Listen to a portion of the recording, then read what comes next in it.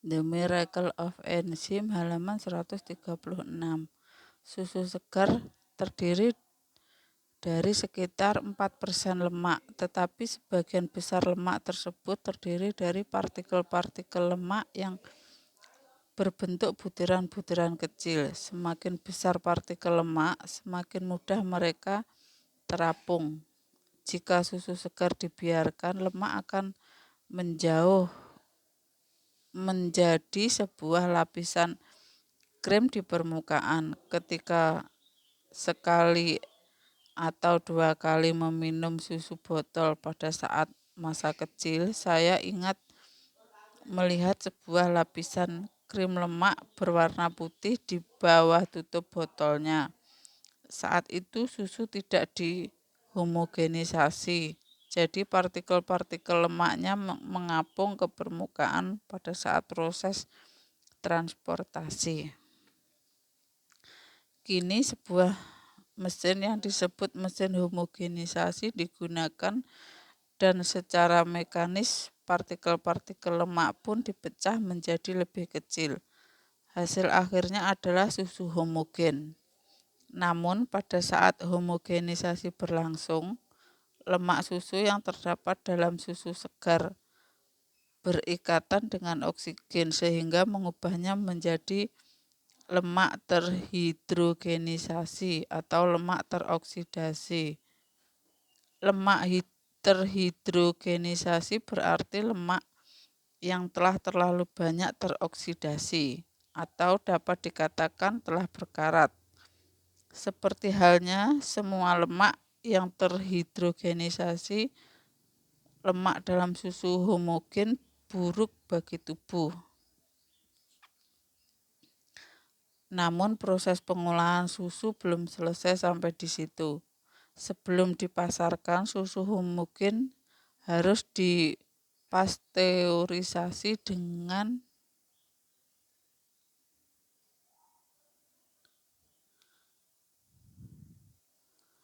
The Miracle of Enzim halaman 137. 4 cara dasar pasteurisasi susu. 1. Pasteurisasi suhu rendah berkelanjutan.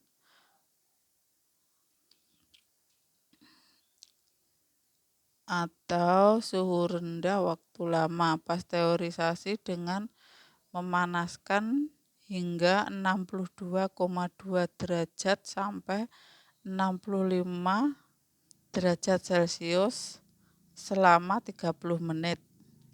Cara ini biasanya disebut metode pasteurisasi suhu rendah. Kedua, pasteurisasi suhu tinggi berkelanjutan. Pasteurisasi dengan memanaskan hingga lebih dari 75 derajat Celcius selama lebih dari 15 menit. Yang ketiga, metode suhu tinggi waktu singkat.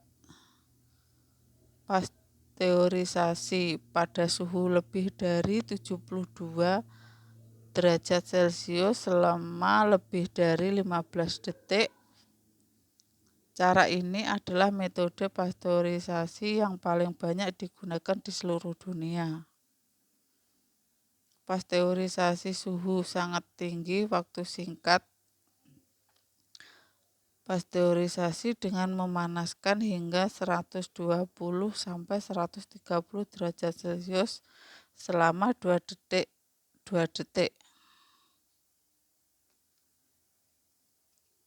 Atau hingga 150 derajat Celcius selama 1 detik. Panas untuk menekan berkembang biaknya berbagai kuman dan bakteri. Metode yang paling banyak digunakan di dunia adalah proses pasteurisasi suhu tinggi. Waktu singkat dan suhu tinggi sangat tinggi waktu singkat. Saya akan mengatakan hal ini berulang-ulang. Enzim sensitif terhadap panas dan mulai terurai pada suhu 48 derajat Celcius.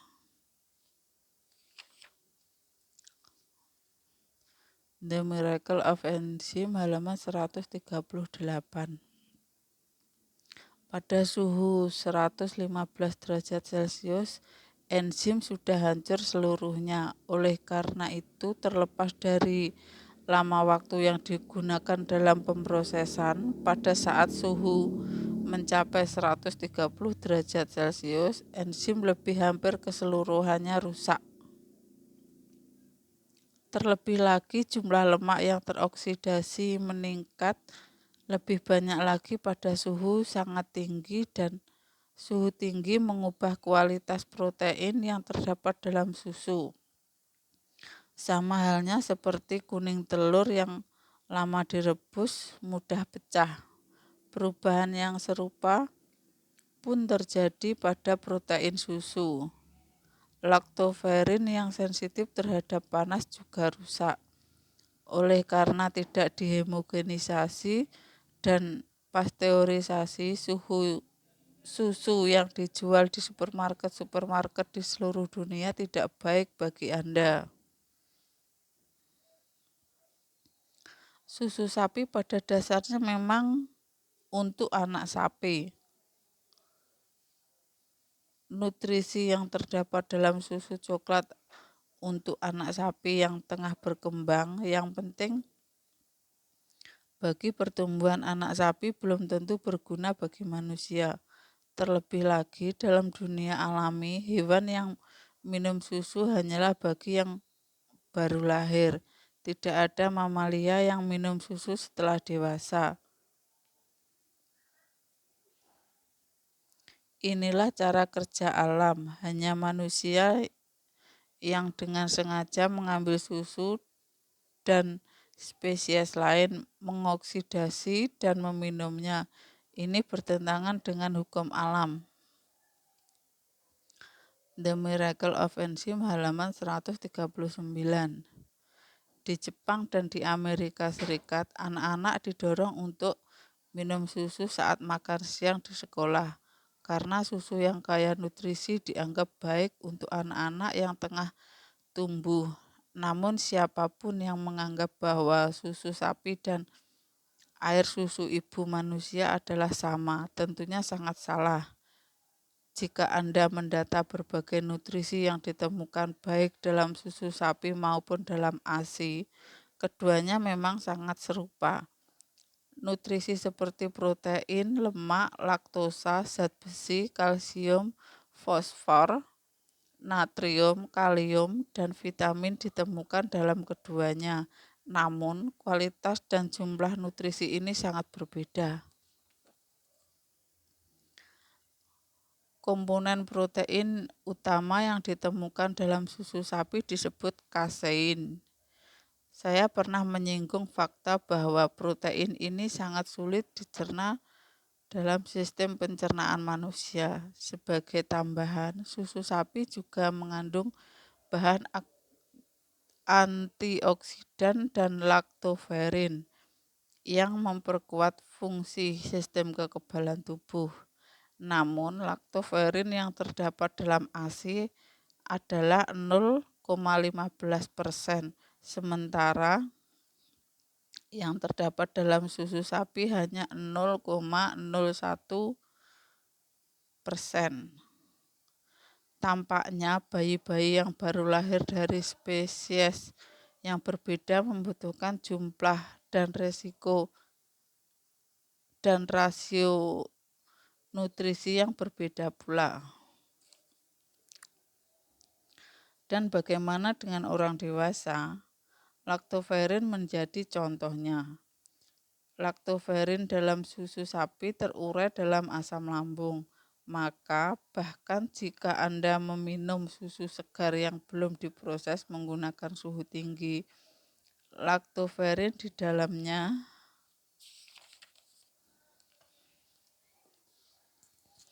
The Miracle of Enzim halaman 140 akan terurai dalam lambung. Begitu pula halnya dengan laktoferin yang terdapat dalam ASI.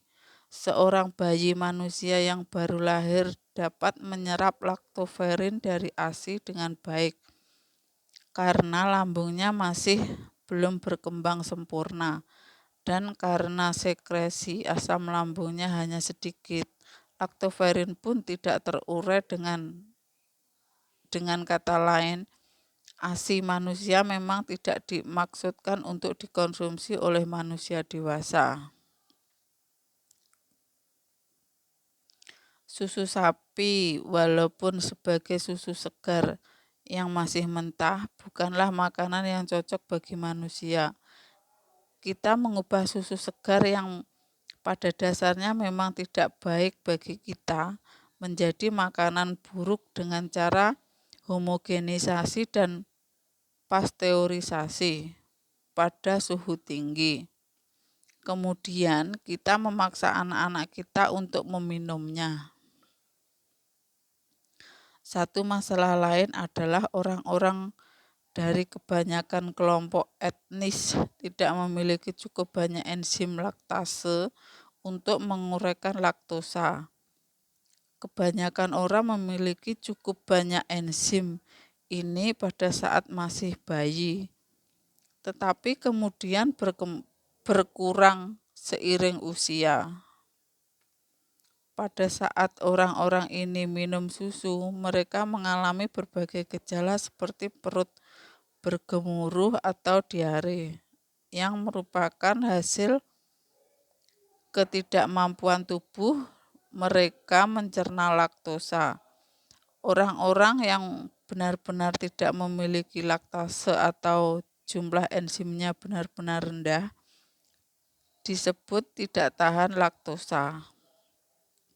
Hanya sedikit orang yang benar-benar tidak tahan laktosa, tetapi sekitar 90% dari bangsa Asia, 75% dari bangsa Hispanic, Indian, Amerika. The Miracle of Enzyme halaman 141. Dan kulit hitam Amerika, begitu pula 60% orang dari berbagai kebudayaan di Mediterania dan 15% masyarakat keturunan Eropa Utara tidak memiliki cukup banyak enzim ini. Laktosa adalah zat gula yang hanya terdapat di dalam susu mamalia. Susu hanya untuk diminum oleh bayi-bayi yang baru lahir. Walaupun banyak orang dewasa yang kekurangan laktase pada saat baru dilahirkan, semua bayi yang sehat memiliki cukup banyak enzim tersebut untuk kebutuhan mereka. Terlebih lagi, kadar laktosa dalam ASI adalah sekitar 7%, sementara dalam susu sapi hanya 4,5%. Oleh karena manusia pada saat bayi mampu minum ASI yang kaya akan laktosa, tetapi berakhir dengan menghilangnya enzim tersebut setelah dewasa. Saya yakin inilah cara alam untuk mengatakan bahwa susu bukan untuk diminum oleh orang dewasa.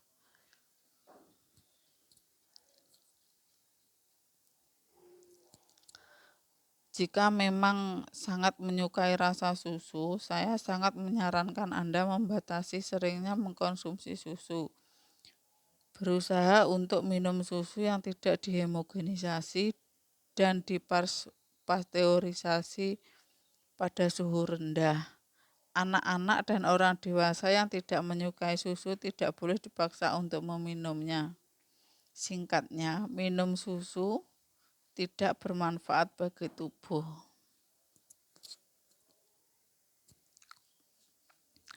Terlalu banyak protein hewani menghasilkan racun.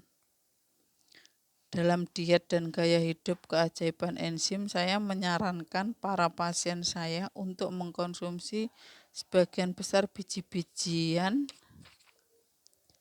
dan sayuran dan membatasi produk-produk hewani seperti daging, ikan, produk-produk susu, dan telur. serta menekan asupannya hingga berkurang dari 15% dari seluruh kalori yang dikonsumsi setiap harinya. The Miracle of Enzym halaman 142.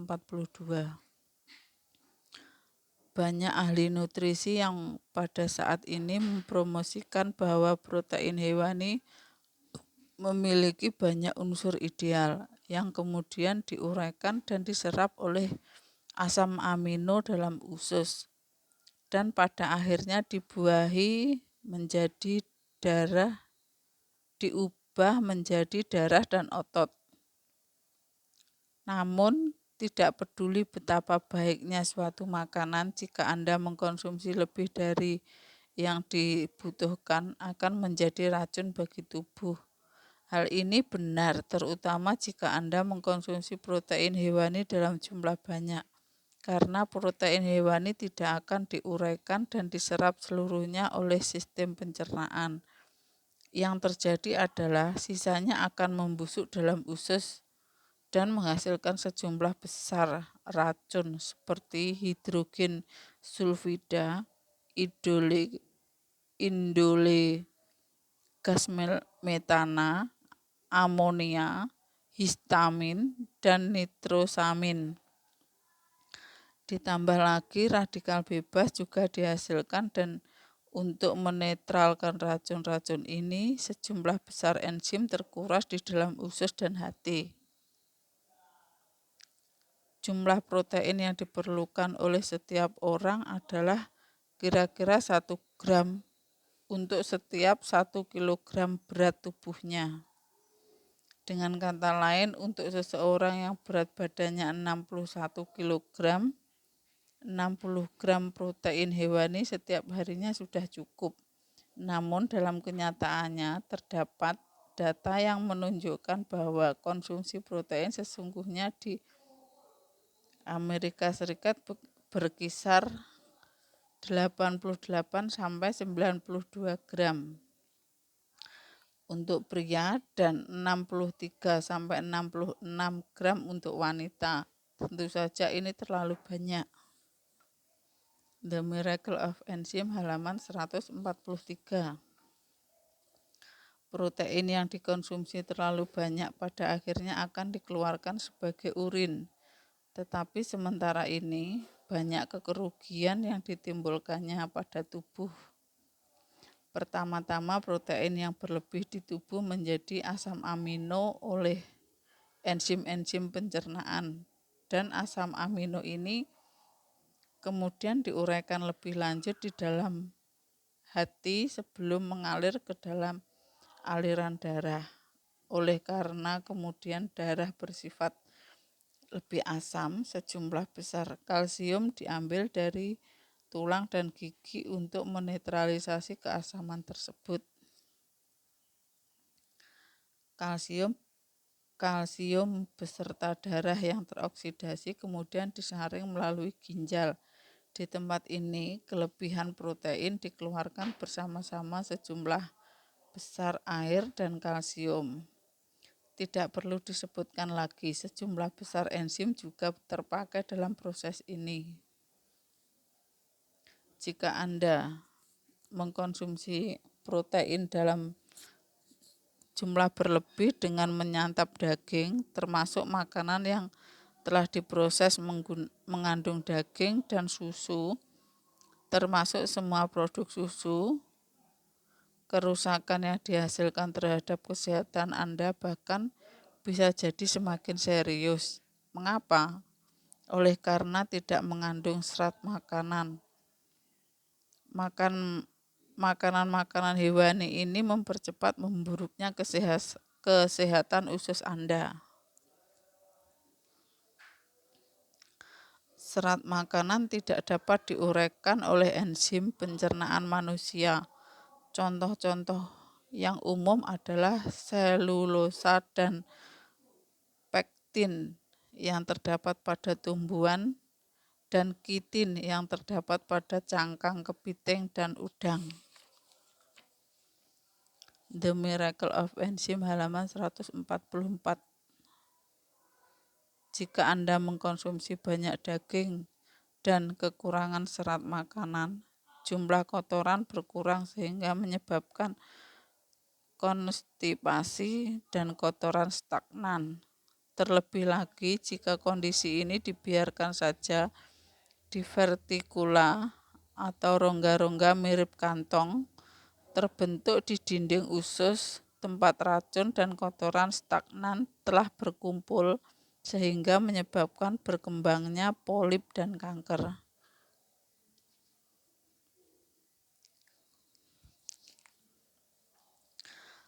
Lemak ikan tidak menyumbat pembuluh darah manusia. Sejauh ini saya hanya menyebutkan daging jika membicarakan protein hewani, tetapi bahkan ikan juga mengandung risiko kesehatan yang sama jika dikonsumsi yang berlebihan.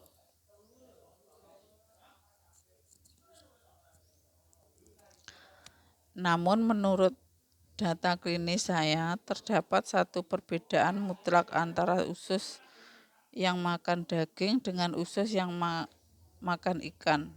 Pasien-pasien saya yang menu makannya berkisar pada ikan tidak membentuk divertikula. Seburuk apapun karakteristik ususnya yang lain, dalam banyak buku kedokteran belakangan ini, Anda mungkin membaca bahwa jika mengkonsumsi banyak makanan yang tidak banyak mengandung serat makanan, entah daging, ikan, atau produk-produk susu, akan berdampak pada divertikulosis.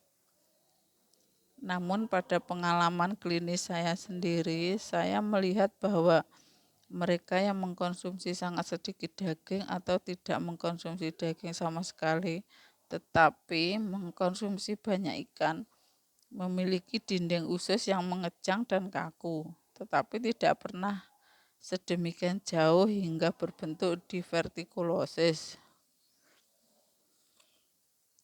The Miracle of Enzyme, halaman 145. Apakah yang menyebabkan perbedaan dalam karakteristik usus ini? Saya yakin perbedaannya adalah jenis lemak yang ditemukan pada daging dan yang ditemukan pada ikan.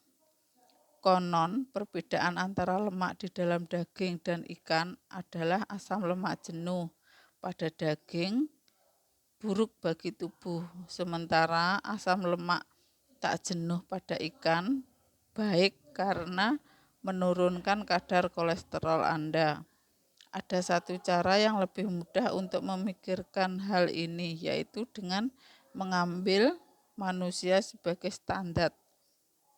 Lemak dari hewan yang suhu tubuhnya lebih tinggi daripada tubuh manusia sebaiknya dianggap buruk, dan lemak dari hewan yang suhu tubuhnya lebih rendah daripada suhu tubuh manusia dapat dianggap baik.